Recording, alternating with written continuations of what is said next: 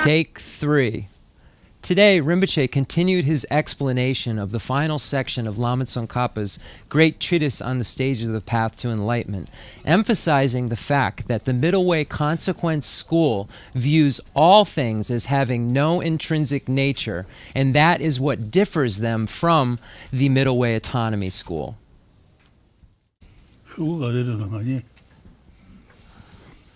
The Juja, Juju. Dijar.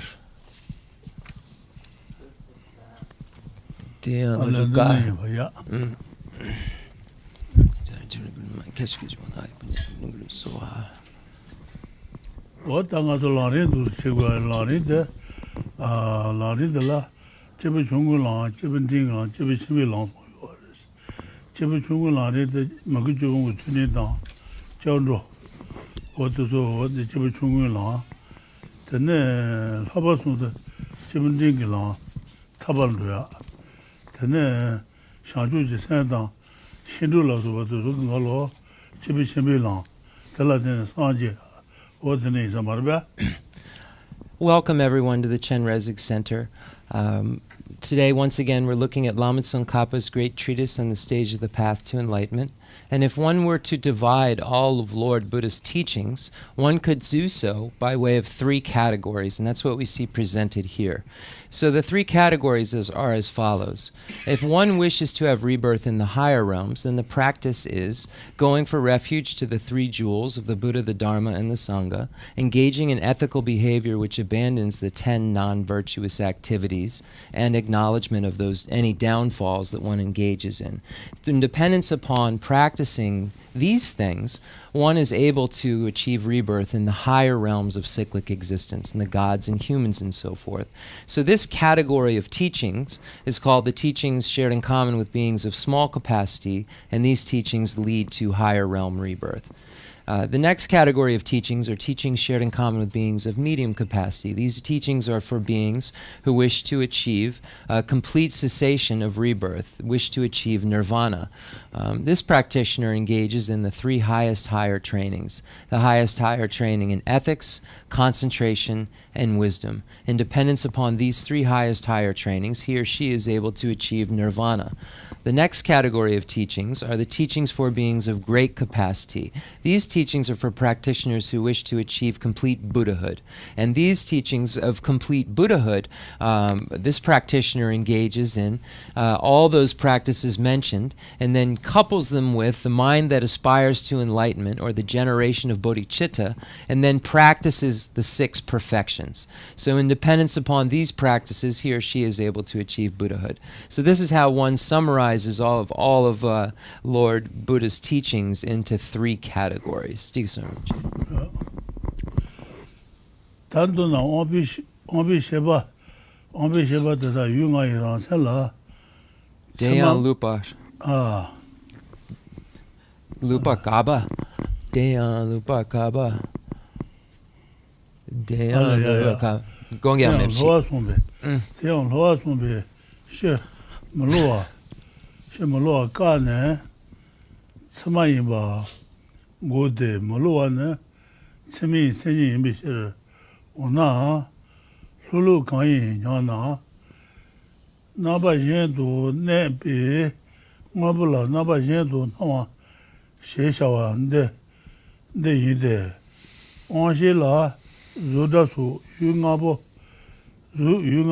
Tenam Rangi Senichi Maru Yendu Rangi Senichi Senichi Ruba Na Yuna Tada Rangi Senila Sama Mai no Sheba Dendona Ambi Sheba Tada Yunga Iransela Sama Mai de Yunga Iransen Nawala Tude Luyushede Yunga Irangi Seniji Tomba Yendu Ransedu Na Yishir Pena Dawani Na Yu Sheba Yin Yadu Gomba Wos Dela Ngobo Mayu Zuda Sula Rangi Senyi Tubi Rangi Mena Tada Tuenjibi Neba Tanji Tombi Ngome Debi Yunga Rangi La Ngosung Sema 마소나 유가 유가라 참아 손사 매라 유가라 참아 손나 디 라기 천이지 천이라 참아 로도도 루벤데네 라기 천이 당고 주나 내가 줘봐지 유 내가 줘봐 나번 줘봐네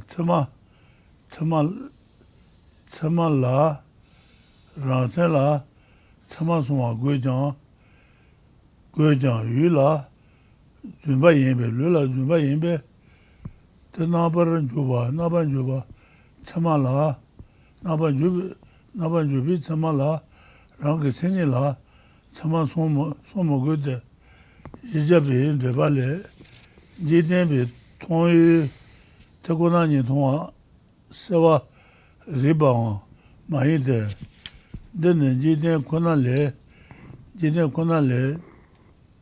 참아니 이미시데 테 메비 유야 로아주미 최전도 나유셔를 셰바오 디셔를 라살라 참아 카페 참아짱 케메고베 케메고베나 타냐비 셰발라 참아 셴주바 마이노 대다 마이나 물로셰비 셰바네 지데나 참아니도 토나 셰송바 머리데 타냐비 셰바 강인 당제라 참아마케비 셰데 셰당 치젤레 전 디저 다 참아젤레 지데지 도비 나버런 줘봐 이노 셰고송다 제바던 로다 네 번연지지 참아 나자 제바다 게이셔로 참아다 제자의 원이 이제 조바가게 참아다 제자라 되비 되네 잡이 땡데 먹고데 진일레 자라장 편전되네 줘봐 이제 참아다 요나 제자의 된다 줘라 제자의 된다 요나 참아 다도 이제 참아다 제자니 뭐니 이제 줘봐 마이노 셰송소스 칼레주는 마이노 셰송소. Okay, just give me one moment. I had my mind doing a few things. Okay, so we'll begin on page 165. Right at the bottom of the text, you'll see one point made, left made, to be made at the bottom of the page. There's only 2 sentences there or something. This refutation is made by way of the Bhagavan's statement that consciousness is false and deceptive. So that's where we begin. The statement that just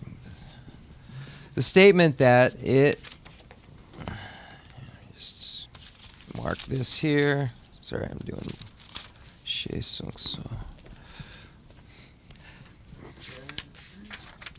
the statement that it is deceptive refutes it being non-deceptive, and this in turn refutes its validity, because that which is non-deceptive is the definition of valid cognition.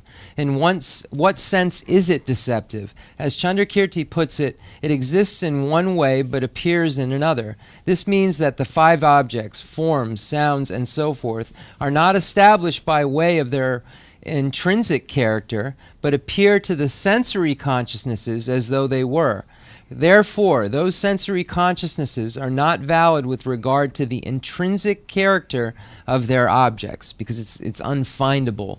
So the intrinsic nature doesn't exist, it's not findable, so there's no valid cognition in relation to it. In brief, what Chandrakirti intended in this passage is that the sensory consciousnesses are not valid with regard to the intrinsic character of the 5 objects, because there are deceived in relation to the appearance of intrinsic character in the 5 objects. This is because those 5 objects are empty of intrinsic character, yet appear to have it. For example, it is like a consciousness that perceives 2 moons. On this point, essentialists claim that if form, sounds, and so forth did not exist intrinsically, that is, were not established by way of their own intrinsic character, they would be non-things, devoid of all capacity to perform functions. They therefore assert that if the sensory consciousnesses are not valid perceptual cognitions of the intrinsic character of the 5 objects, then there can be no valid cognition of the 5 objects. If the sensory consciousnesses are valid cognitions of the 5 objects, then there will be valid cognitions of the intrinsic character of those objects. According to the Master Chandrakirti, if something were established by way of its intrinsic character or essence, it would be something true. Hence, a valid cognition that posited such a truly existent object would have to be valid regarding the object's intrinsic character. However, because the objects are false, the valid cognition that posits them does not have to be valid regarding their intrinsic character.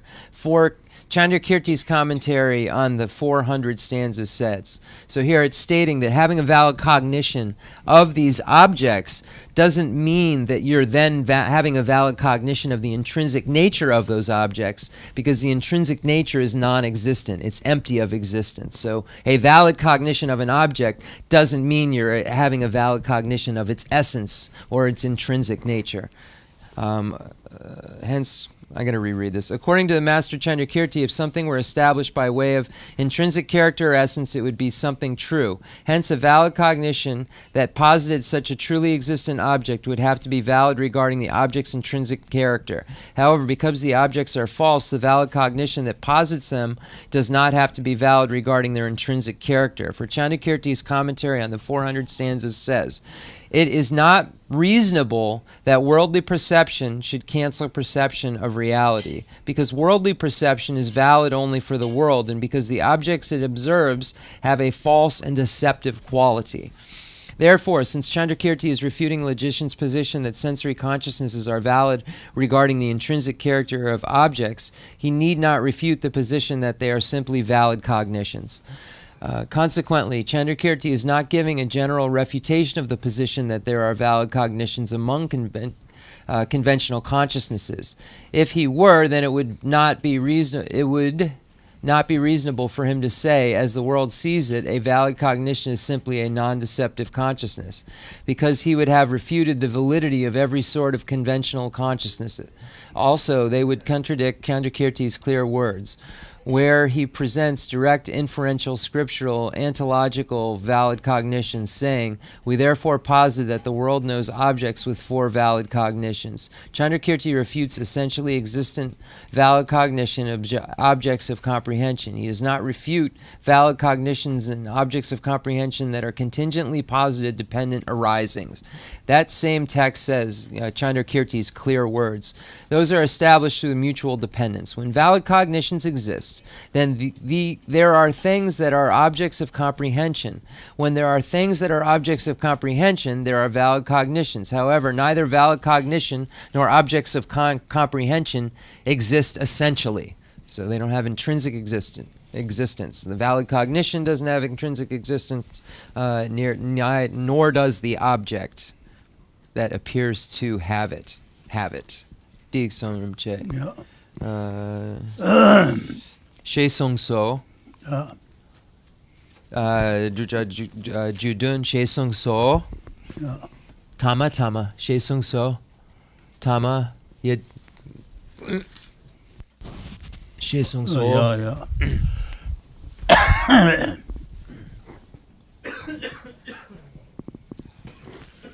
She Song So Denara Rari La Subi Shinaki Truna Lebi Naba Mena Maribi Lebi Wangi Wanshi La Suba Wanshi La Suba Na Raji Meji Raji Yubi Yudeba Nayu Tribi Tanyebi Shiji Malubala Tanyebi Shiji Malubala 타녀비 신지 말로 봐라. Minuto. 너도 요발레장 나바 드나 나바니도데 통화도마 나바니도데 엄버세도 엄버 전제노 전대왕제나 지셔봤네 엄버레도 셰도로반도 나바메비 엄버 나진 나바메비 엄비 조나지 종아까지 이제 제도데 이제 니레 내인 하마네 이제 니르 로바 나바자 타녀비 셰바나 유라 타녀비 셰바 니라 뜨데 신지로 말로니 니수 자고 다 어부도 어부 유가 어부가서나 메게 어부 나요 어부 지 어부 뢰죠 어부가 요아레스 말베 어부도 뭔가도 조레스 어부 담아 셰바 유조 다트 로리아 추가 The Sheba Drupa. Yeah. Sheba Drupa Rebe. Sheba Drupa. Okay. So here we're going to get into a section that starts to get into sense powers and so forth. I'm not sure what they use the word for. I'd have to look. But sense powers. And sense powers can be divided by the 5 physical or the 6 powers. So the sense powers with... if we do 5, just the physical sense powers, we have the eye consciousness, eye sense power, ear sense power, nose sense power, tongue sense power, and tactile sense power. And then we have the additional mental sense power, if we make it the 6th from non-physical. So we have these 5 powers, or sense powers, and that's what we're going to get into, how those powers, powering conditions also don't have the intrinsic nature. That is because it's not findable.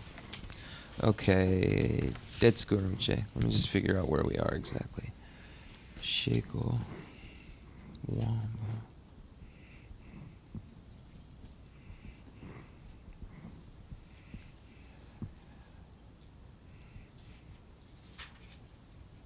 Rinpoche, tanda injike lo the gemma. Gangisana chiran dets lo son. Then the wambo geche she son.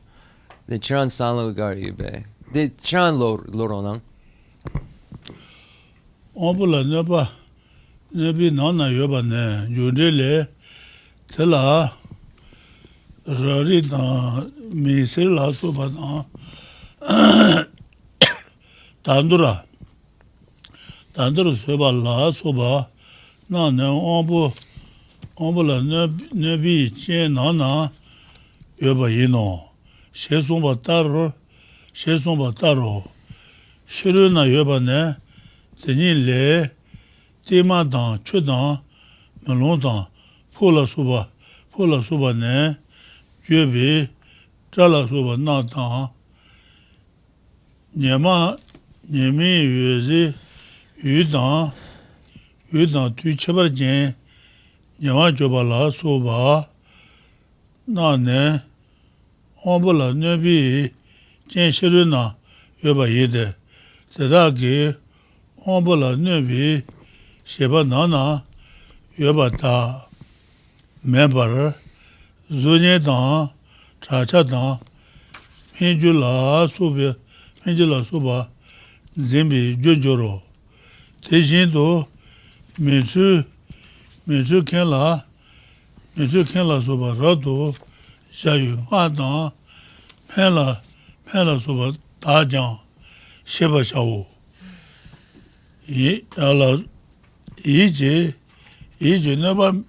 neba sheba ne Tadadan Yantaba Mayimba Shebi Trubi Tenzi Dana Nam Yeje Sheba Lebi Jusonde Malala Sobi il lebi du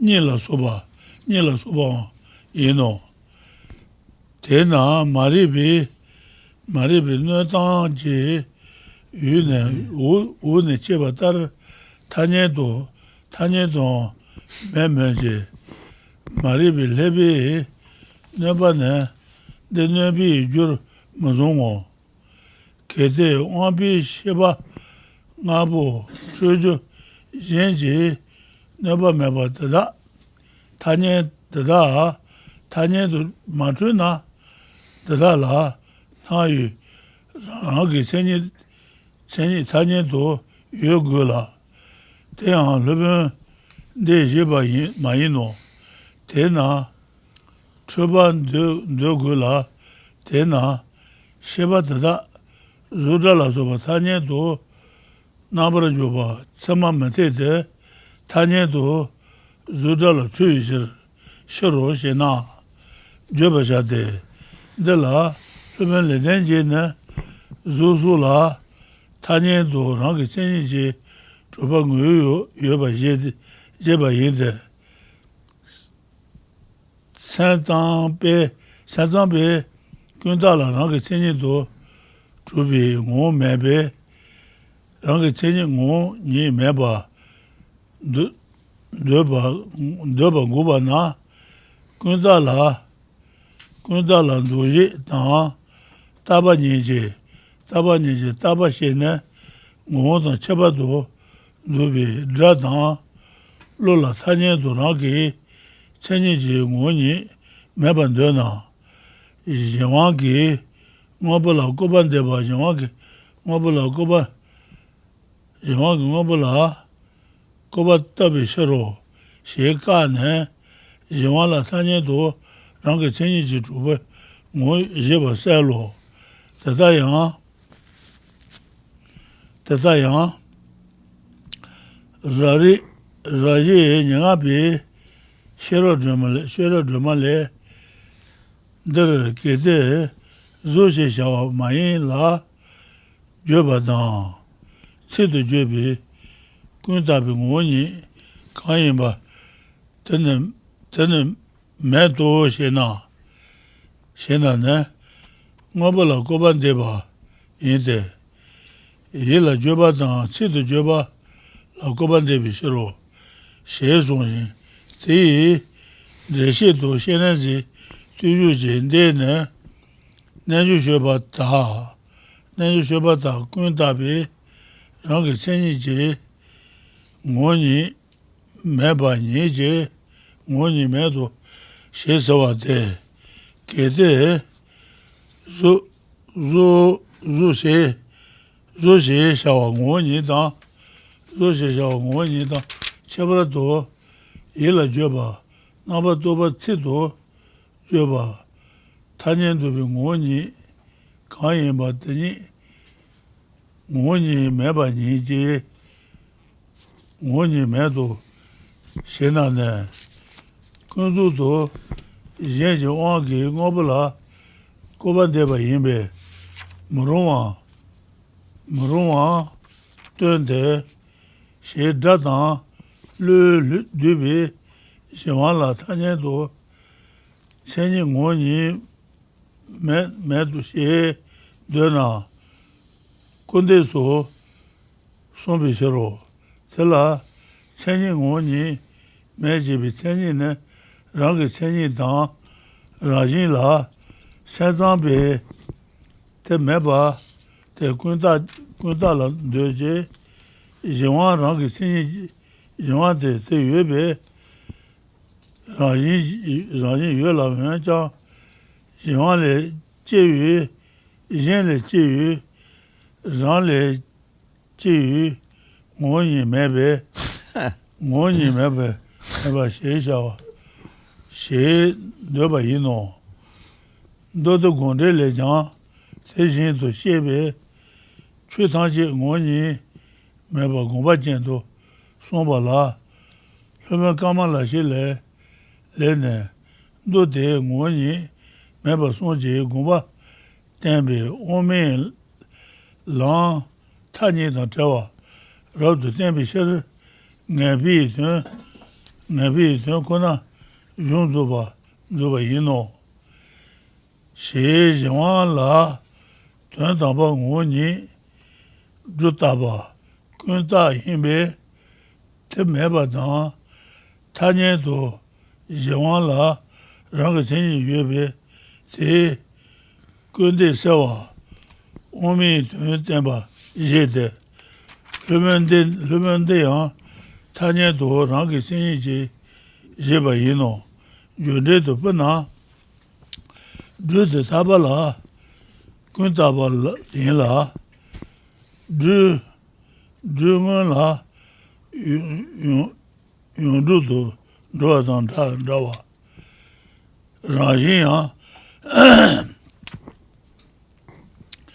Tende Sheba Rajin, Kuntaba Yela, Sanji Yudo ne, Yundu, Juba Ngoni, Sonji, Naja Sheba Shene, Do Gomba, Do you Gomba Sheba, Shao, Do Gan Teni, Do Gan Teni, Gan, Shedden Jen, Do Gan Teni, Gan, Shedden, Tradon Soban, Do Ne Tranjin, She Somba, She, Deba Sombe, Do Gonde, Ngoni, Sonji, Naja Tandon to Jeba Sela, Ranlo Ji Kundane, Yawala Rang Sini Yobalan Zebe, Yawala Tanya to Rang Sini Tubi, Rajin Mejeba Yino, Senzamba,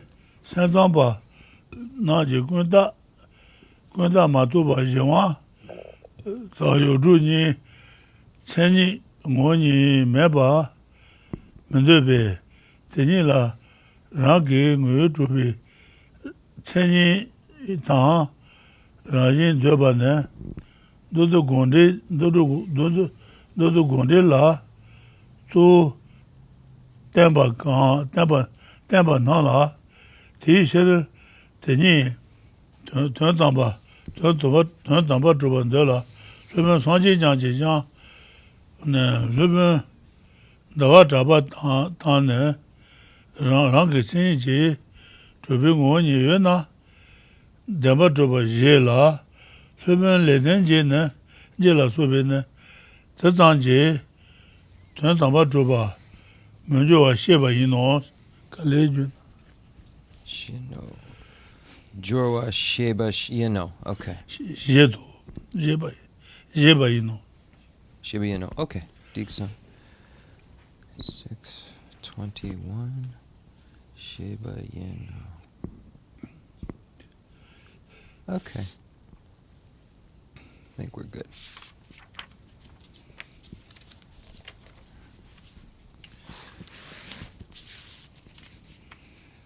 All right. Therefore, I believe I'm 167, correct? Therefore, if a sensory consciousness is unimpaired, that is, no eye disease or other internal or external cause of errors affecting it, then it is accurate in conventional terms. It is mistaken in terms of appearance because under the influence of ignorance, it apprehends its object as though it were intrinsically existent, which it is not. Yet this does not contradict its conventional accuracy. Chandrakirti's commentary on the Middle Way says, also, perceivers of falsities are of two types, those with clear sensory faculties and those with impaired sensory faculties. A consciousness with an impaired sensory faculty is considered wrong in relation to a consciousness with a good sensory faculty. Those objects known by the world and apprehended with the 6 unimpaired sensory faculties are true to the world. The rest are posited as unreal for the world. Thus, conventional consciousnesses and their objects are of two types, accurate in relation to conventional consciousnesses and inaccurate in relation to conventional consciousnesses. With regard to internal conditions that impair the sensory faculties, Chandrakirti's explanation of the Middle Way commentary says, eye disease, jaundice, and so forth, as well as eating datura and so forth are internal conditions that impair the sensory faculties. So when you look up what this says in the back, it says that there's two ideas. One is that it's a thorny apple, which doesn't make as much sense as the second idea, which is that it's a plant that grows in Nepal, which has a white flower that causes hallucinations at lower levels, and at higher levels it's poisoned. Well, that's why it causes hallucination, is because it's poisoned. But I guess their meaning can like really kill you, whereas as all hallucinogens in the category of poison do. So the point is that because you're impaired by a hallucinogen, your apprehension of the objects is incorrect, so you're not having a valid perception of the object. It's just likewise, when you see them as having intrinsic existence, it's impaired in that same way as if you had this improper consciousness apprehending the object as being distorted because you're hallucinating. So it's both of those examples are incorrect in relation to the object of apprehension. And one is the intrinsic existence of an object, and the other is the distortion of the object because of a hallucinogen or jaundice and so forth. So that's what that means. With regard to external conditions that impair the sensory faculties, the same text says, external conditions that impair the sensory faculties include sesame oil, water mirrors, sounds spoken from within caves, and such, as well as sunlight at certain times and places. Even in the absence of internal conditions that impair sensory faculties that cause the apprehension of reflections, echoes in the water of a mirage, and so forth, you should understand that this is also the case with medicine, mantra, and such used by conjurers and so forth. As for what impairs the sensory faculty, there are those just mentioned, as well as incorrect tenets, etc., and false inference. Thus he says that bad tenets and false reasoning are conditions that degrade the mental consciousnesses. He says that conditions such as sleep also degrade the mental consciousnesses associated with dreams and so forth. Therefore, you should not consider the impairment of being affected by ignorance as a cause of impairment in this context, even though the object apprehended by ignorance does not exist even conventionally, as will be explained below. Quam. If the sensory consciousnesses that are impaired by causes of error other than ignorance are non-mistaken conventionally, then the intrinsic character that appears to them must exist conventionally. However, the Master Chandrakirti does not assert such. Therefore, we must assert that the sensory consciousnesses are mistaken. In that case, it is not feasible for those consciousnesses to be valid cognitions that posit things such as forms and sounds in conventional terms. Why? In conventional terms, they are mistaken with regard to forms. Reply. On this point, the Master Bhavavega asserts that it is the nature of forms and such to exist conventionally by way of their own intrinsic character. The Chittamantrans argue that imaginary constructs lack characteristic nature because it is not their nature to exist by way of intrinsic character. To refute them, Bhavavega investigates the agents and objects involved in the process of imaginary construction. He says that if they assert that the terms and the minds that construct entities and features lack intrinsic character conventionally, then they are inappropriately denying the existence of contingent entities. Therefore, it is clear that Bhavavega asserts that contingent entities have intrinsic character conventionally. Along the same lines, Bhavavega's lamp for Nagarjuna's fundamental treatise comments on the 25th chapter of Nagarjuna's text as follows. If you say that the very nature of a construct, the mental and verbal expression form, does not exist, then you are mistakenly denying things, for you are mistakenly denying mental and verbal expressions. In his explanatory commentary on the lamp for the fundamental treatise on this, the Master Avalokiteshvara says, this statement by Bhavavega indicates the following. As to the nature of the imaginary construct, the Yogacharans say that it has no nature inasmuch as it has no characteristic nature, in the case of entities and attributes such as form. What is the nature that constructs mental expressions, conceptions, and verbal expressions, i.e. conventions? If you say that there is no such nature because there are no characteristic nature, this is unsuitable, since you would be inappropriately denying even conventional existence in things that are contingent. He says that if you assert that those contingent entities that are included among the imputing terms and minds lack characteristic nature, even conventionally, then it is inappropriate denial. Character in the phrase lack characteristic nature refers to the intrinsic character or intrinsic nature. Chittamantras assert that imputations do not have such character, but that contingent entities do, and therefore exist intrinsically. Nonetheless, because contingent entities arise from other things, they have no self-produced nature, and hence Chittamantras hold that they lack nature in this sense. The Buddha explained in this way in the Sutra Unraveling the Intended Meaning. He said that there was an ulterior meaning behind the statements in the Perfection of Wisdom Sutras, which say that all phenomena lack nature. In this regard, the Master Kamalashila said in the Illumination to the Middle Way, let's go. Let me see where we are. Just want to make sure. I think we went on to 6.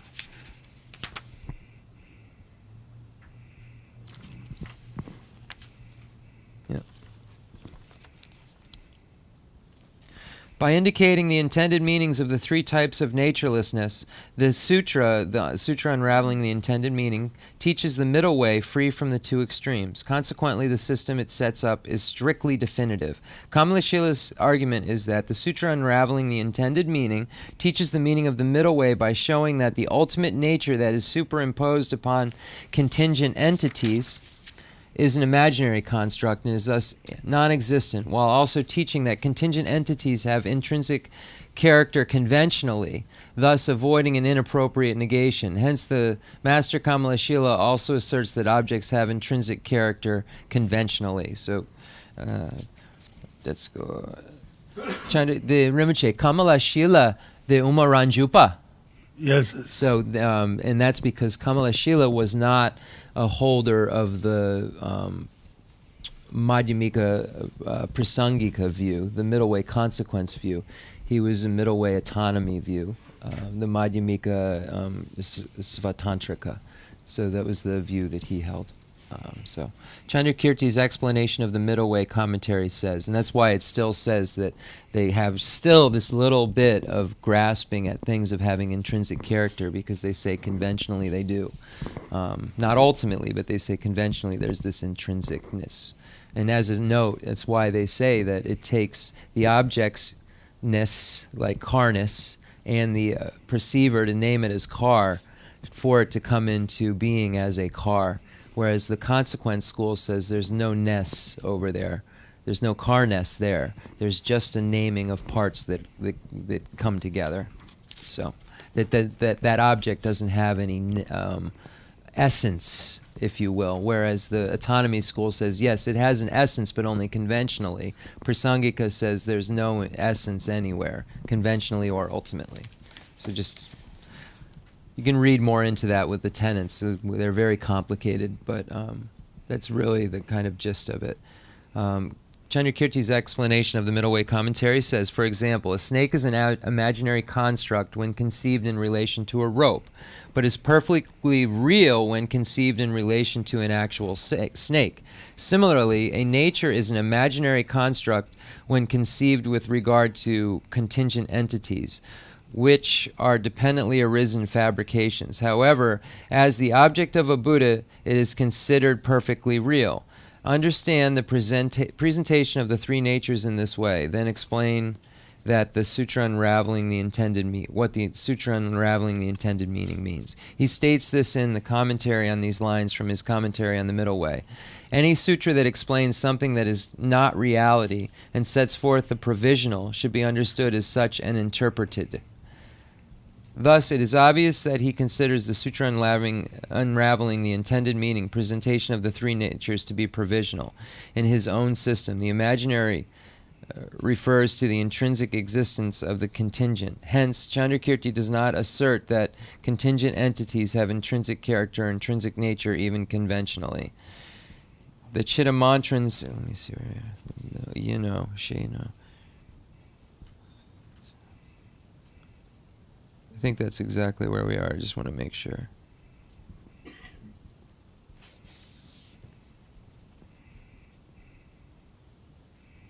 Lopam Sanjay John.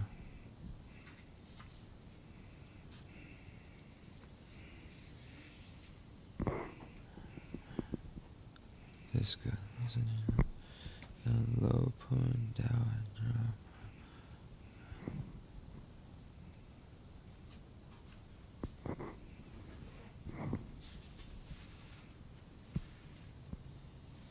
Okay, just a little more, sorry.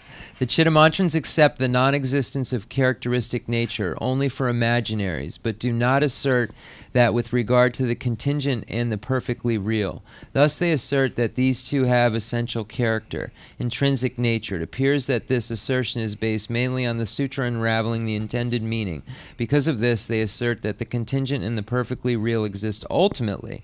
The masters Buddhapalita and Chandrakirti assert that if something were to exist by way of its intrinsic character, then it would have to be truly existent. Masters such as Baba Vega assert that this alone does not imply that something ultimately exists. Rinpoche, trua dan lenja de mo. Maybe okay. Okay, so now we'll have question and answer period.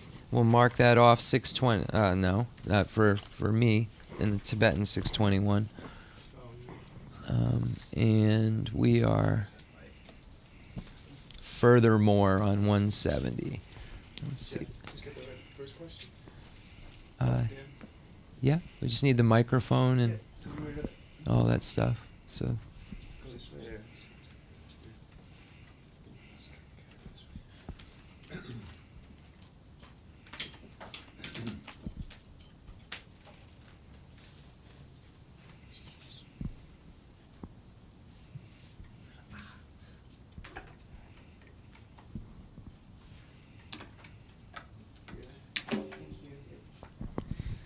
Rinpoche, my question has to do with understanding the experience of or realizing emptiness, and in relationship to realizing the mind of clear light or the nature of the mind. I'm curious to know if those happen potentially simultaneously or if one helps the other. My intuition is that when you experience emptiness or realize the emptiness of an object or of anything, that you are tapping into a certain realization of the nature of your own mind as well. Yeah. Okay, so I'd like to ask that question. Rinpoche, the Doni Dopi Shera dans Sem Uzir Jawa Yirbe Gangisene Kongi Tsampa the Tonlan Lena, then the Toni Ton, then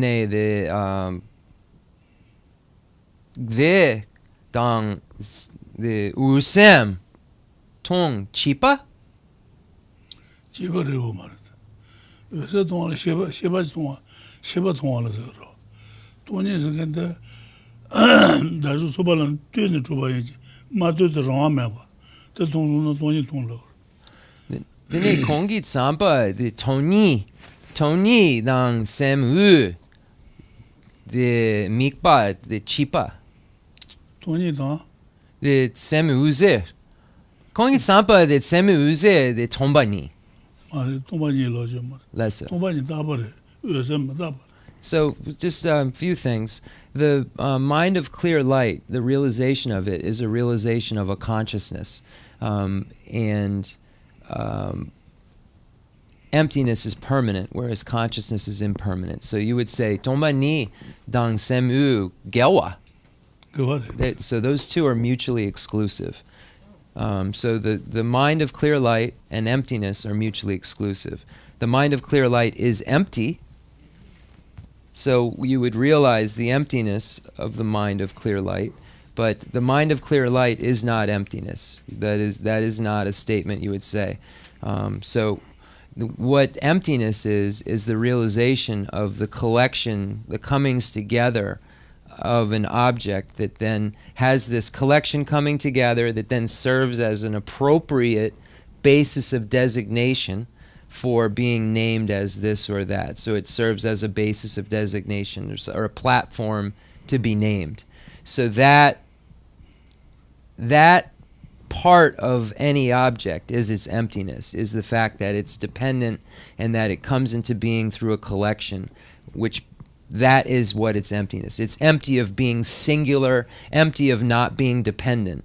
It's void. Emptiness is a very loaded word that we use, and it really should be empty of and then like ... because we're saying that it's void of, it's doesn't have this. You know, that would be an accurate translation also. It doesn't have it. Empty. Doesn't have it. So that's really all emptiness is saying, that emptiness is saying that the I doesn't have any kind of intrinsic nature. Doesn't have it. It's empty of it. So that's what emptiness means. The mind of clear light is an actual consciousness itself, which is a very, very subtle. Then the sem uzer, the sem tramo, Yes. the sheda tramo. Yes. Then the sem uzer tona, the ngushi go, tingenzi go, tingenzi go, gargu. So I asked if it was necessary to see the mind of clear light to have clairvoyance or to have hold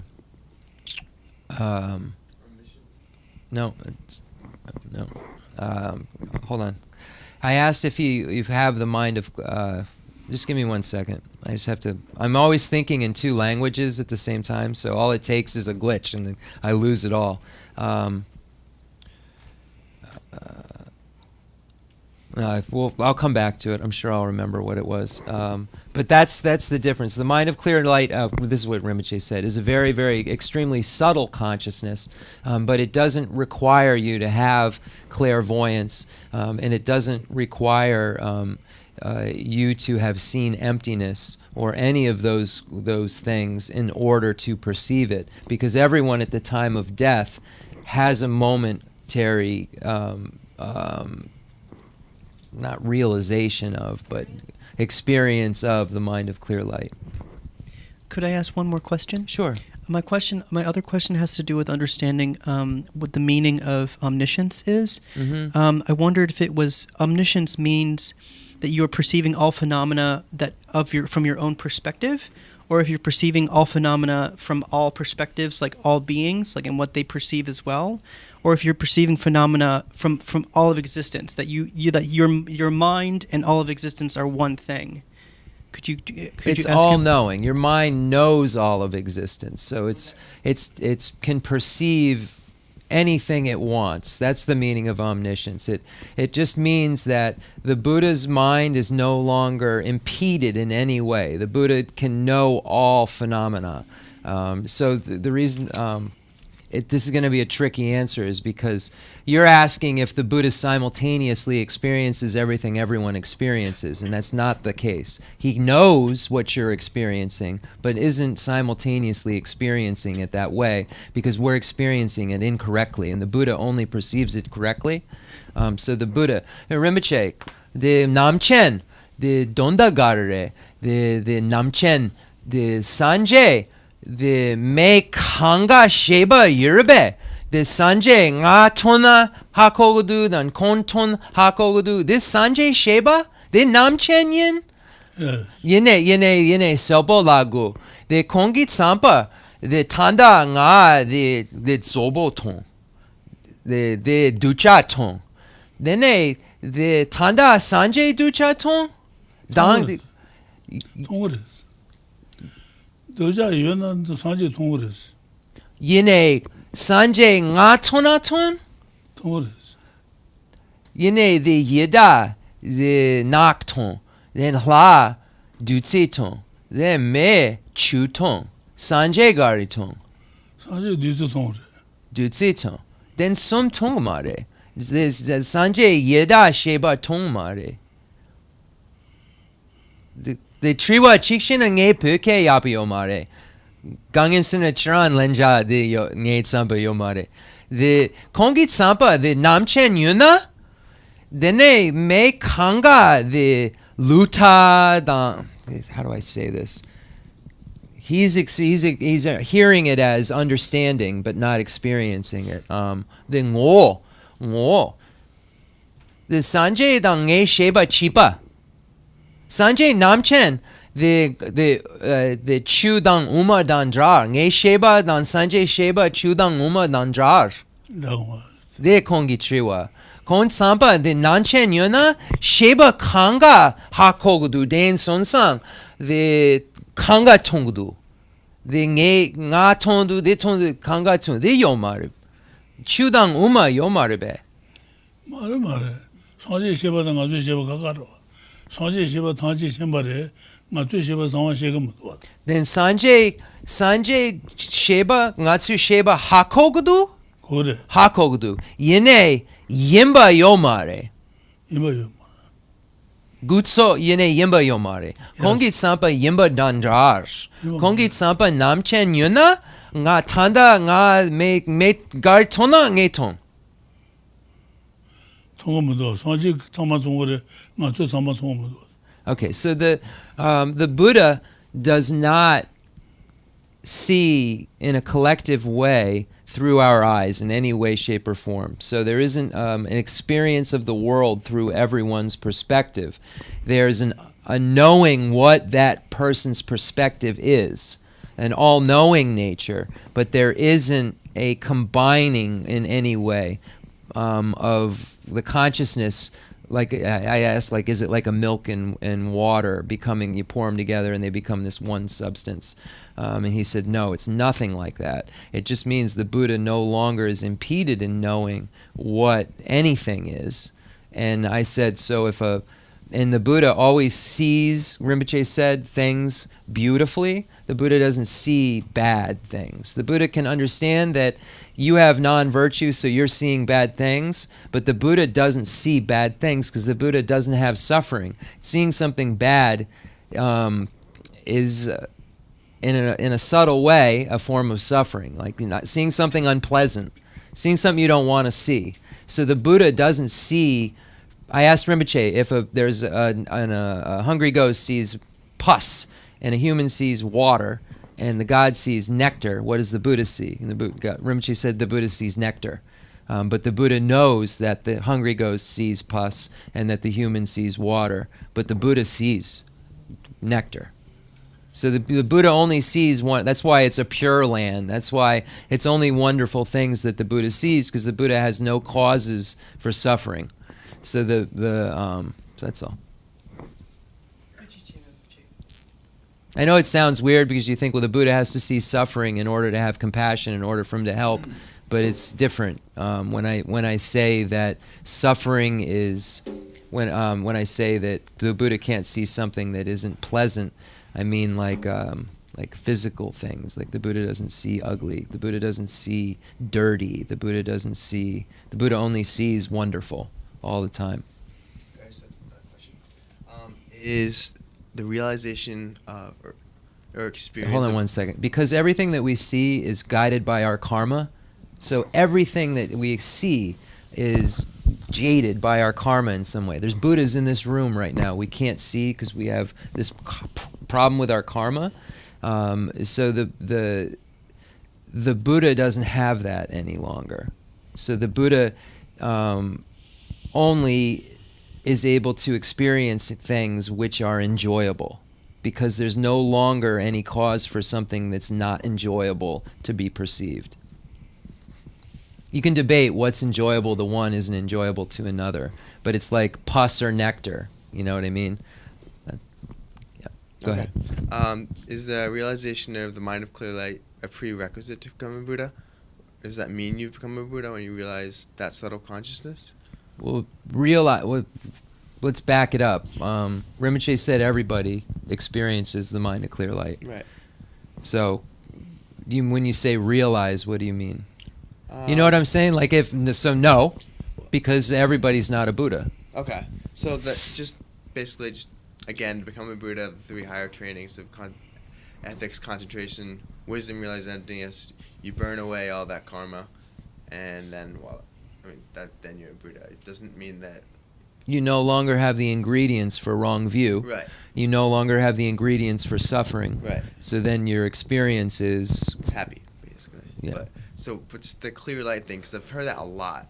Yeah, I it's still don't just understand it's a really sexy term Westerners love. Yeah. And it's in Tantra a lot. Yeah. So then that makes it even talked about more.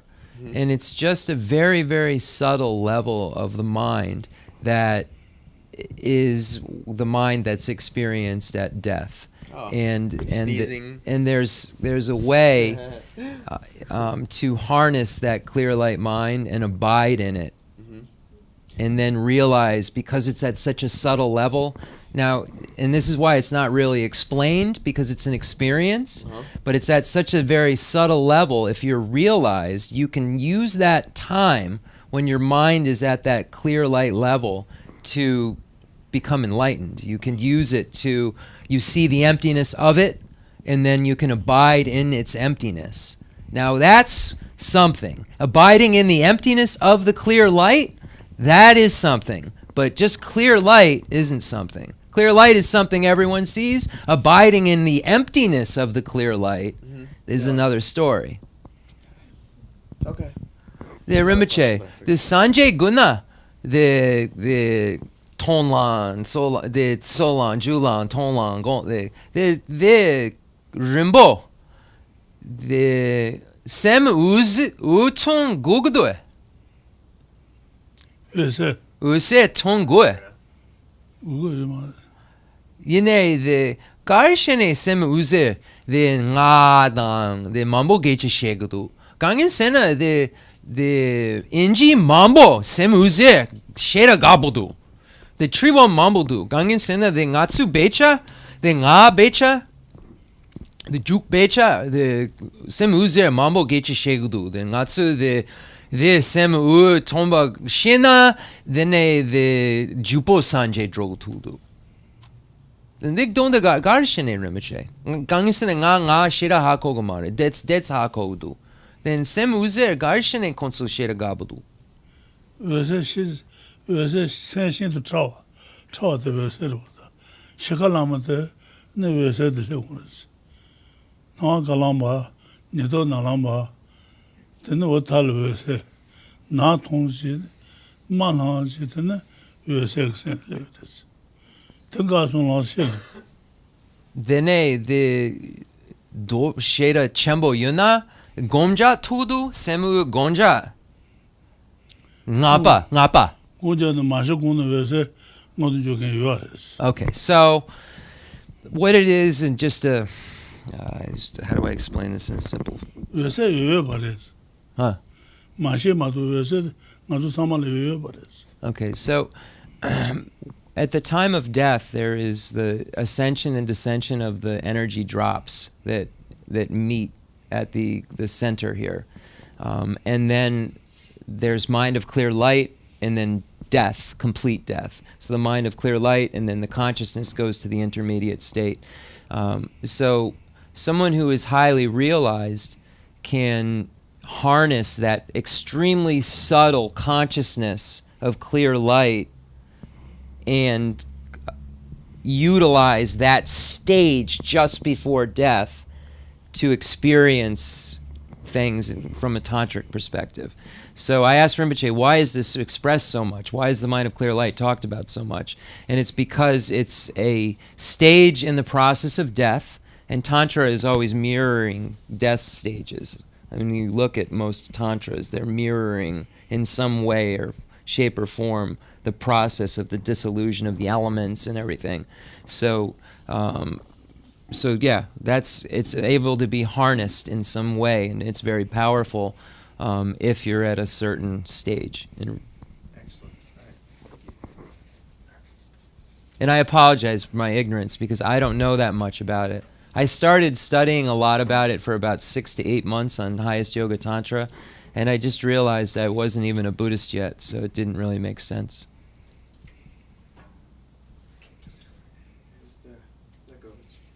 And I'd been studying like 10 years. So. Hello. I'm very new to the Buddhism. I'm just exploring, because I always had the love for the simpleness of Buddhism, the kind love and, all those stuff, compassion. And also I bowed to the knowledge of the Guru, I should say. Yes. My question is, I know I try to concentrate today's lesson. What is the gist of that lesson? Okay. The Khensur then tearing the Becha, and just to say one thing, this book is a 3 volumes in English, and it's a translation of this book. And we're in the very last section, which is the most difficult section in the book, and is considered, that's why Rinpoche is not stopping and giving a commentary and stopping and giving a commentary, which if you look on the past videos, you would see that, because it's the most complex material in Buddhism. So let me just say that to start, and I'll ask your question, but just know that everyone in the room found it very complicated. I find this very, very complicated material. I know the gist of it, and now we'll ask Rinpoche, but as far as understanding the words as they go, that's why I get lost so easily, because it's not second nature for me at all. It's very difficult. Rinpoche, the tearing sheda kali kapodu, kon nampa sarpa, kon nampi chu lobjung shed, then chikshena the chulu jenda drogore, tanda denden mindu? Yine nampi chu sheda gagadu gangin sena shamba dang ninji. Ngama anja guson, then nampi chu shamba gapudu, then ninji gapudu, then kongit sampa, then le labudu, then sunsang chikshena nga nampa gapudu. Then sunsang kon Chenrezig chusu leson. Yine tearing kali kapudu. Then the tearing the donda garre, the dudu shena, the tearing the sonchina garre, donda garre, dudu shena, tomani. The Pesha Mobu Yoris. Lesso. Zulu Shigumaris. Lesso. Karin Tango Maris. Lesso. Tanda Golo, the Nolo Yoris. Lesso. Or the Nasude, Chibichungulan, Dingilan, Chibichibilan, the Pesha to Nibuda that is. Lesso. Nasu the Jean Wood. Lesso. The tearing, the tombani, dan dendel, the chiran dudu shena, the donda garre. Then they just said the Maruba. Okay. Na Yunga, Obunga, or to Zonswa. Lesso. So this text itself is considered a all-inclusive explanation of all of Lord Buddha's words. So here behind me we have the Kangjer and the Tengjer. The Kangjer are the spoken words of Lord Buddha. There are 100 texts that we have here. And the Tengjer, there's 213 authentic Indian commentaries by the Nalanda masters and so forth. So to understand and be able to read all of these books would be very difficult, because they're not only in another language than ours, not than Rinpoche's, but than ours, but they're written in a way that, unless you're a scholar, it's very difficult to read. But what Lama Tsongkhapa did for us is put it into an order that made sense. And it was really Lord Atisha that did it. Lord Atisha was in the, I think, 900s time, and he wrote a book called The Lamp for the Path to Enlightenment, and summarized all of Lord Buddha's teachings into these 3 categories. And it was kind of a short poem, maybe 60 or I don't know how many stanzas. So this book is a commentary on that summary that was just a poem. And that summary summarizes everything. So Rinpoche started with that. So he said that the point of his work with this text is to be able to explain all of Lord Buddha's teachings in a way that people can understand. And it is taught in an order of beginner to expert, and it also is almost is written in that degree of difficulty. So the first volume, which is Rinpoche went over for years, he taught the first volume, is for the beginners, and it's the teachings that are shared in common with beings of small capacity. So there's 3 categories basically, and then the next category are the teachings shared in common with beings of medium capacity. So the book then takes you through that. And then the last category are called the teachings for beings of great capacity. So when Rinpoche started, he explained that there's these 3 goals. One goal is to have a good rebirth. The next goal is to have nirvana, but only for yourself. And then the best goal is to become a Buddha for everyone's sake, to be able to help all of them. So the book is written in that way. So first tells you how to get a better life, then it tells you how to get nirvana for yourself, and then it teaches you how to become a Buddha. And that section, which is on the teachings for beings of great capacity, is the most complex. That's the section that we're in. The section, so within that section, the most difficult part is the section we're in. So that being said, if I were to, I'm speaking Rinpoche, if I were to summarize what the meaning of today's lesson was, it's that all things that we experience, all the internal things, our consciousness, the powers that power our consciousness, and the objects that they apprehend are all empty. What does empty mean? It means that they do not intrinsically exist by themselves. Why? Because they dependently originate. So all of the things, all of our consciousness dependently originates, all of the objects that we apprehend dependently originate, so therefore they are empty of being intrinsically existent. They are merely just a collection that comes together and then can be appropriately named this or that. But there's not something that exists separately that is posited as a solid, just that doesn't rely on other things. So the pith of today's lesson is about emptiness, that all things are empty. All things are not truly established because they all are dependent. That means the summary of a lay person like me telling that whatever you're seeing, whatever you're hearing, whatever you're doing, everything has no meaning. No. It's kind of that. Like what you see is not, it's not real, it's empty. What you hear is not what it is. It's real, but the way you think it is incorrect. This book exists. This is a book. Mm-hmm. But we're saying that it doesn't have an intrinsic nature of book because it needs paper, it needs a writer, it needs all of these things to come together and then be named book. But just like Jeff, my name's Jeff. This was a name my parents gave me. They named me Jeff because I was a boy. I came out and they said, oh, that's a boy. What's a good name for a boy? Jeff. There's a collection of parts that are suitable to be called Jeff, so we call him Jeff. So then I started to grow up and I was told I was Jeff, so I started to grasp at Jeff as being this intrinsically existent thing, but it's merely just a name on a collection of parts. There's no Jeff that's separate and that can be findable beyond that collection. But Jeff is sitting here, and that's the tricky part.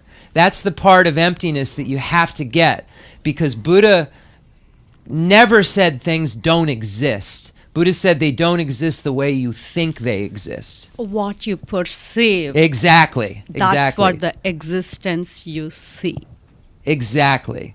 So exactly. It doesn't mean the water can be.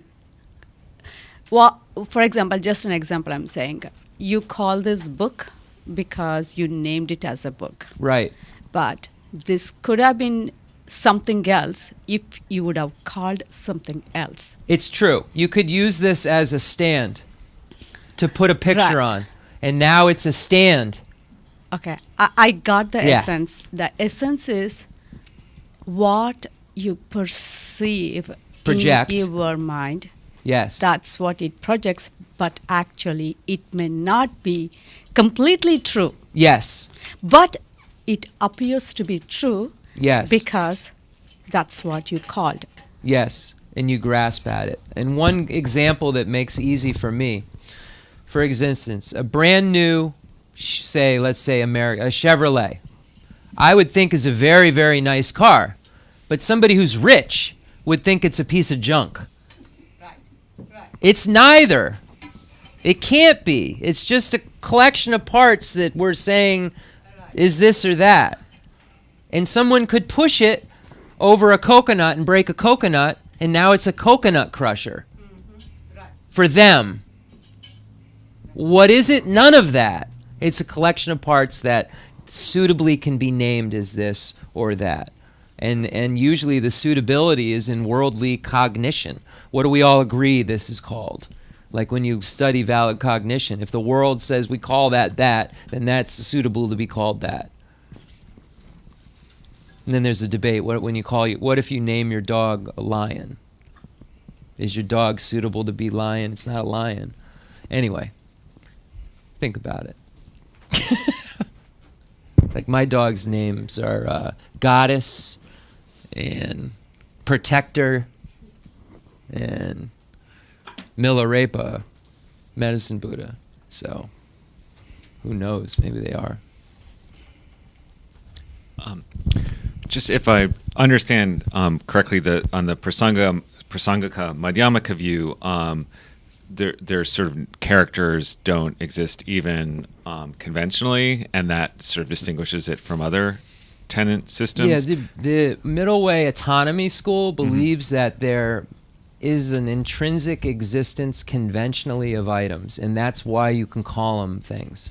Like that collection of parts that we call a car has some conventional carness to it, and makes it so it's suitable. It makes it so the person who's about to name it can call it a car. How then do the Prasangikas explain the ability, for like kind of the shared ability to name things worldly correctly or convention incorrectly? And stuff like that. It's the use, how it can be used.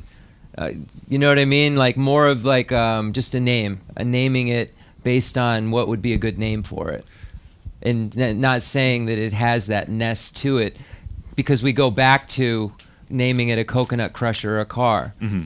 It can't have car-ness because then it couldn't be a coconut crusher.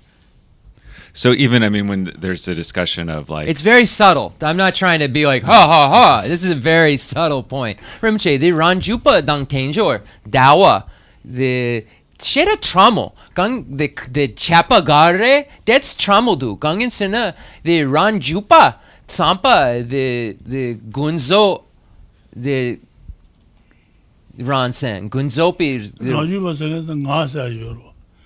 Ngasa kente kumanga tsubala tuine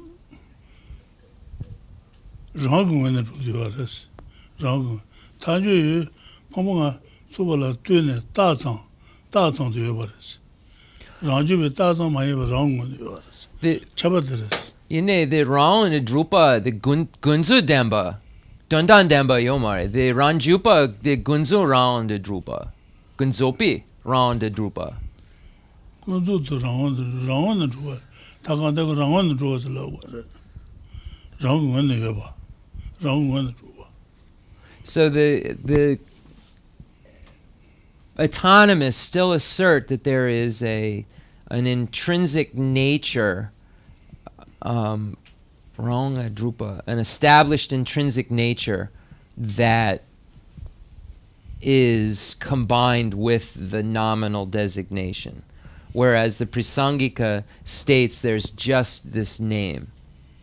The Umaranjupa, the Daken dang rong a drupa nichagu. Yes. Tanjor Daken konagu. Daken dan mipa.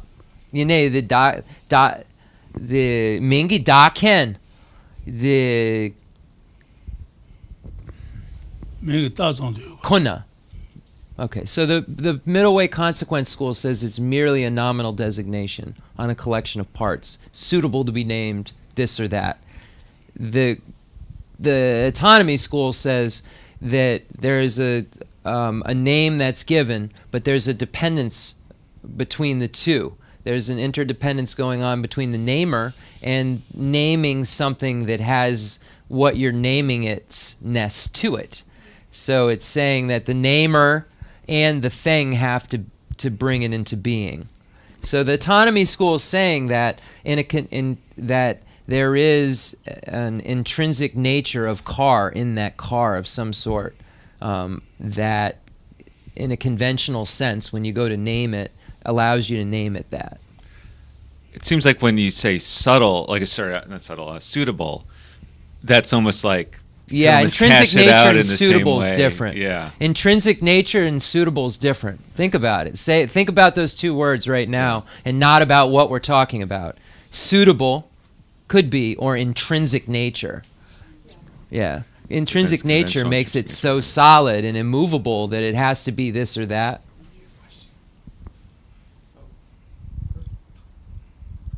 You good? I'm good. Okay. Oh yeah. Then kon triwa the garshene the mota ming da nge segdu gangisna ngatsu kanga the segdu the mota yin dene the dikson mota ming da the jikten sampa ming da digre. I was just telling him what I said in case he was like, that's stupid, let me teach it right. Yes. Hi. Joking. I'm just elaborating on what I'm sorry, I don't know your name. What this gentleman said. The group that believes that there's something to the car. Yes. So do they believe that existed prior to the car coming together, or after the car comes together? I think conventionally it's after, because it's in a conventional sense. Okay. The Ranjupa Tsampa, the Mota Ngama, Mota Yomare, the Jak, Dang Mota Zuken, Dang the Ranjupa Tsampa Mota Yirbe, the Kanga Nyamdu, the Ran the Drupa Mota Yire. Gangisene the Ngama, the Jak, Dang the Mota Zuken, Jak, Nanga Mota Ran Drupa Yirbe? Yomare. Gang nyamdu gu.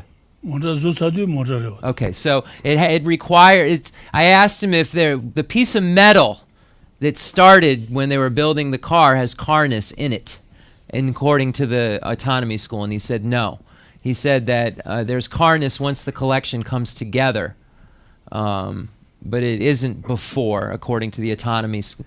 And this is a wrong view. There's no carness.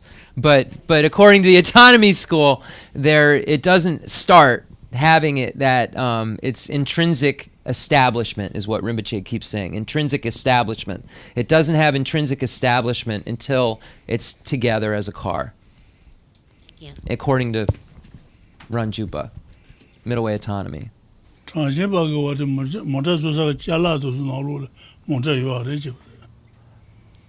John Chemba Shilopa. Okay, John Chen Yanjer Garikelan? Jak Nangla. Leso. Metu. Leso. Okay. Leso. So it might be, though, that view that we were seeing, it would be the Samkhya school of, they're called the enumerators in the ancient Hindu tradition. And they believe that every cause has within it the effect already. So, for instance, they believe the seed already has the sprout and flower within it subtly. So they might believe that the iron already has a part of carness to it. So that's the Samkhya school is negated in the tenet, and when you study tenet systems, it's one of the ancient Indian schools that is studied. And actually, the enumerators or Samkhya school is one of the main yoga philosophies. When you study yoga, the Samkhya school is what a lot of the basis of yoga philosophy is. Rinpoche, my question now that's arising when we're talking about dependent arising is to be able to formulate an appropriate concept of dependent arising. I can understand it in two ways. One is in terms of having dependence upon physical conditions, which has already been spoken about. But in terms of like experiencing my own feelings and thoughts, particularly subjective, conditions, it's conducive, or it seems to be conducive to think of those as being kind of subjectively dependent or like subjectively reliant, and so that to me that kind of evokes this feeling of like being of the nature of love, because love has a sense of dependence to it. Love is always dependent and mutual, interdependent, co-arising kind of experience. Is it appropriate to apply, maybe in conjunction with thinking about physical dependence or physical reliance, a sense of almost like a mental reliance, which could be potentially love or hate? Well, but it wouldn't be hate, because hate is based upon separation. It's based upon difference and non codependence. Whereas I believe hate is codependent. Hate requires the dependence of the subject, and hate it depends upon things just as much as love depends upon things. But I guess what I mean is that, like, to me it seems that love is the kind of natural outcome of correct view. Two separate subjects. Yeah. Yeah, two completely different subjects. Correct view and love can never get you to... It's right in the text. Yeah. That you can study bodhicitta and compassion and love for an eternity, and you still will not get at the root of your troubles, which is the grasping at things as being truly established. So without getting rid of that, there's no way... there's no way to get rid of that with love and compassion, because it's not the antidote of it. Right. The antidote is correct view. So, but my understanding would be that when you do actually have the actual realization that's required, of realizing things as having lacking of a true establishment, I feel like in my practice, I feel like an kind of like a natural outcome of that realization of things not being truly established, of the outcome of letting go, is a feeling that is akin to love or akin to positive states of mind. And you wish that beings have happiness. Yeah, well... And the causes of because that's all love. In Buddhism, love is defined as the wish that beings have happiness and the causes of happiness, period. It's not a sensation. It's only this thought that you want beings to have happiness and the causes of happiness. So because I've got to get to a question for Rinpoche, because he's just sitting here hearing words. Okay. So maybe the appropriate question is, in the realization of emptiness, or the realization of lack of inherent existence, is there also simultaneously an associative state that experiences positive states of mind, like love or bliss? Bliss, yes. Love, no. Okay. Rinpoche, do you mean when you see emptiness directly, or you mean when you're just playing with emptiness in analytical meditation? Because seeing it directly means you're an Arya, and there's like one every million years or something. Yeah, I guess what I mean more is just like the letting go that is in the training of realizing emptiness, the letting go of the of true establishment. Okay. So like grasping. Okay. The doni dopi shera the gonjana the dewa Chenmo yongdoe. Dewa yongdoe. The toni gonja tsar dewa Chenmo yongdoe. Yoguris. Nanjulang. Ah. Gari, the tonlan lena? Tonlan? Tonlan legoma lama jone toni token yoro. Toni to sell to in the So yes, there is though a statement that a bliss for those meditators who can dwell in emptiness or abide in emptiness. There is a bliss that occurs. But it's just a happiness. It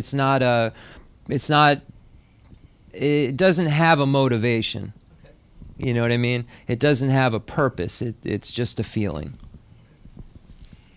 But it's a feeling that gives a lot of power, because now you have that bliss and you have a lot of power. You know what I mean? So, and a lot of more motivation and more encouragement and so forth within your own internal being.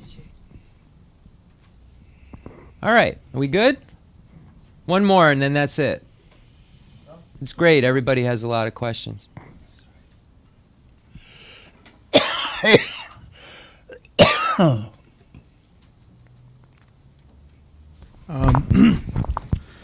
In understanding emptiness, as we come into being, there's the sperm and the egg, and they combine, but they're made up of chromosomes. These are the dependent. This is the dependent origination of us. Yeah, our consciousness depends on those chromosomes and so forth to come together to then go from the intermediate state into that union. Okay. Then at that point, where is emptiness? Everything's empty. But so it is within that dependent origination and also outside of it. Everything is empty. The seed is empty, the sperm is empty, the egg is empty, the consciousness that comes from the intermediate state is empty, the intermediate state is empty, everything is empty. The being that will become is empty, the being that was before is empty, the being that it doesn't become is empty. Everything is empty. Okay. Meaning that it doesn't have true intrinsic existence. I don't, because I relied on the sperm and the egg and the intermediate state and the virtue and non-virtue I created, the karma I created to make a human. All of that. So I see myself as this singular Jeff, but it's really like, well, this, a million lifetimes ago, someone was nice, was generous and was ethical. So I got a human body, and I don't live in poverty. But I think it's because I'm Jeff, but it was because a million lifetimes ago somebody was generous. My consciousness was generous. But it wasn't Jeff, you know what I mean? And that's what the emptiness is of it, meaning that there is no inherent existence. There isn't this singular Jeff that is findable without tracing all of these collections together. Just like that sperm requires all of the collections, the egg requires collection in order for it to be produced. And in order for its causes to be produced, it requires a collection. Okay. Thank you. That makes sense? Emptiness isn't this place, its realization isn't a state. Its realization is an understanding of a fact and dwelling in a fact. That's it. Dwelling in a fact that you usually don't dwell in. That's all. If that makes more sense. Okay, yeah, but because I just want to get it, we're almost into 2 hours now, so for Rinpoche, it's hard for him to sit there after. Okay. In this tradition, there are a lot of mandalas. Could they help all of us understand emptiness? Okay. The jinkor dana tombani le lenja yo mare Rinpoche. The jinkor dana the tombani le labo tondue le labo ton. Ngatsu the jinkor da. The doni do bishira le labo ton. Garshine. Share up yo mare. Jew. The jinkor da no ton kale kabares. Ko tende yimbu jusenje. Tende ten tuile roba. Madu ba rawad meba. O tene jiton na toni ton sagaro. So just looking at a mandala won't be of any benefit in terms of our wisdom, but looking at a mandala and looking at it and saying, oh, this mandala dependently originated, and this mandala required many parts coming together that I'm now naming as mandala. If you're doing that while you're looking at it, then that will serve as your aid to understanding emptiness. But it's only it's only wisdom that serves to help you understand emptiness. There is no external object or any kind of shortcut or magic that will allow us to perceive it quicker. It requires, because of cause and effect, Rinpoche said, you have to have the cause for the result. In order to understand emptiness, you have to have the wisdom that is accumulated through analysis to get the result of understanding it. Last question, yeah. So you were explaining about the emptiness and gave an example of yourself of how you became a Jeff from X and Y and then the chromosome formation and then the human being. And it is generous like you created from the emptiness by chance or from your karma, right? And suppose created by our karma, yeah. but not by emptiness doesn't create. Emptiness is just a fact. Things are empty. Emptiness doesn't create, doesn't do. Emptiness is permanent. It's a permanent phenomena. It's not something that does or works. It doesn't change anything. It's just a fact of the way everything is. So, because of your karmic, yeah, and you became the human being. Yes. Right. According to Buddhism ethics. Before you become human being, that means you were pure consciousness or you were in the empty? You are emptiness? No. I was, according to Buddhism, before you're born, you're in an intermediate state, which is the state between lives. Between lives. And before the intermediate state, you were in your previous life. So whatever your previous life was, whether you were a hell, a hungry ghost, an animal, a human, a demigod, or a god, the 6 categories of choice. So Buddhism believes that this series happens since beginningless time. There's no beginning to it. There's life, death, intermediate state, life, death, intermediate state, life, death. And it's a beginningless chain of that. All of that is empty, but emptiness doesn't make it or do anything for it. It's just empty. It just doesn't have inherent existence. Thank you. But it is our karma, which are the seeds or imprints from our previous lives and our actions that we engaged in that create our experience now. So that's virtue creates happiness, non-virtue creates suffering. So whenever, according to Buddhism, whenever I suffer, it's because of some kind of action that I engaged in of non-virtue at some point since beginningless time in some life. But not as Jeff necessarily, just my consciousness, whatever being it was dwelling in that engaged in those actions. And that's how my experiences are created. And there's, according to Buddhism, because we've had beginningless lives, we have this beginningless number of virtue and non-virtue that at any given time can create experience. And that's why our experiences and our emotions are always changing, because our karma is always manifesting into different experiences, because the causes that we created previously are ripening.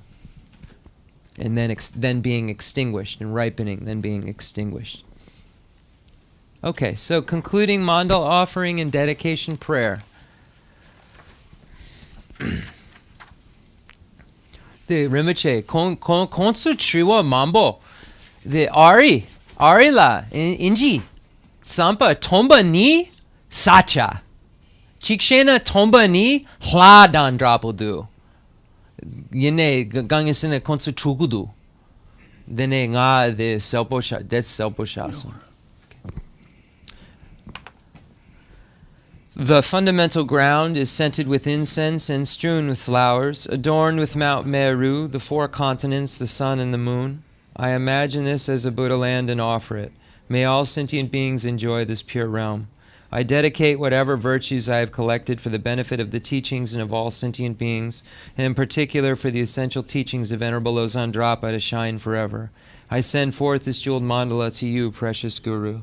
I dedicate all this virtue to emulate the knowledge of the hero Manjushri and likewise Samantabhadra as well. with whatever dedication is praised as supreme by all the conquerors who traverse the 3 times, I also dedicate all my roots of virtue for the sake of auspicious deeds. In that pure land surrounded by snowy mountains, you are the source of all benefit and happiness. All-powerful Avalokiteshvara Tenzin Gyatso, may you stay until samsara's end. I pray for the long life of the precious Khensur Wandak, upholder of scriptural and realizational doctrines, the spiritual friend who trained extensively in the 5 great philosophical texts with exceptional wisdom and perseverance. Suji Rinpoche Gutsi Shapi Denronang, Matsu Lamrim Chenmo Kanga Chironang, Uma Jupa Kanga Chironang, Sawa Shera Kanga Chironang.